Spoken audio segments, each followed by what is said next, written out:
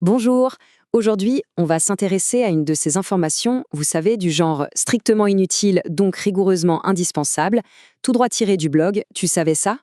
On va se pencher sur un rituel qu'on pense tous connaître par cœur, la minute de silence. Mais vous allez voir, son histoire, elle, est loin d'être silencieuse. On a tous déjà vécu ce moment, cette intensité très particulière qui s'installe quand une minute de silence commence. Mais au fond, qui a bien pu avoir cette idée un jour? D'où ça vient, ce geste qui peut être si puissant? Pensez-y, c'est une atmosphère vraiment à part. Tout le bruit du monde qui s'éteint d'un coup. C'est une expérience collective qui, finalement, sans prononcer le moindre mot, en dit plus long que n'importe quel discours. Alors, avant de remonter à son origine précise, il faut bien comprendre une chose, le silence, en lui-même, a toujours eu un pouvoir immense, bien avant qu'on ait l'idée de le chronométrer. En fait, bien avant d'être codifié, le silence était déjà une sorte de langage universel. Dans les monastères, par exemple, c'était une façon de se rapprocher de Dieu. Dans le bouddhisme, un outil essentiel pour la méditation. Bref, l'idée de se taire pour marquer le respect, c'est presque aussi vieux que le monde. Et maintenant, accrochez-vous bien parce que voici la grande révélation. Si l'idée du silence respectueux est très ancienne, eh bien le rituel qu'on connaît aujourd'hui, lui, est étonnamment récent. C'est fou, non? On a l'impression que ça a toujours existé, que ça nous vient de la nuit des temps, mais en réalité, pas du tout. Elle n'est pas née d'une tradition antique, mais bien du traumatisme immense de la Première Guerre mondiale. Alors, comment est-ce qu'on est passé de l'idée à la pratique? Tout part, en mai 1919, d'un journaliste australien, Edward Deney. Il écrit une lettre à un journal et propose 5 minutes de silence. L'idée fait son chemin, elle plaît, et elle arrive jusqu'aux oreilles du roi George V.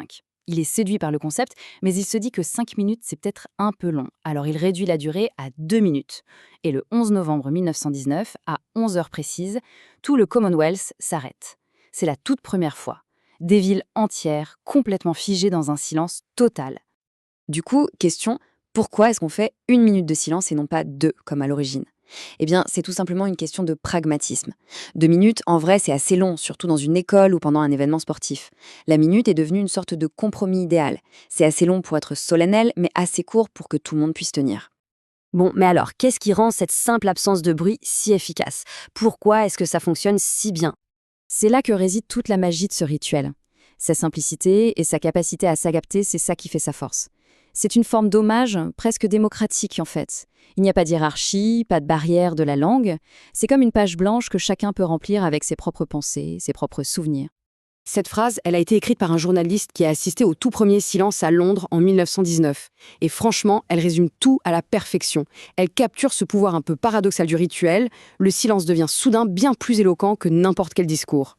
Mais attention, il ne faut pas croire que la minute de silence est une relique figée dans le temps. Pas du tout. Elle a continué d'évoluer, de s'adapter tout au long de notre histoire moderne.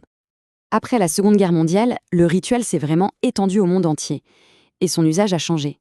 Ce n'était plus seulement pour les guerres. Après les attentats du 11 septembre 2001, c'est devenu un hommage quasi universel aux victimes du terrorisme. Et en France, bien sûr, après les attentats de 2015, ça s'est imposé comme un symbole d'unité nationale extrêmement puissant.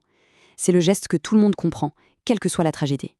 Et puis, plus récemment, on a vu apparaître une variation assez fascinante, surtout dans les stades, la minute d'applaudissement. Là, le changement de ton est radical. On passe du deuil à la célébration. On ne pleure plus une absence, on célèbre une vie qui a été vécue. C'est une toute autre énergie. Évidemment, ce rituel n'est pas exempt de critiques.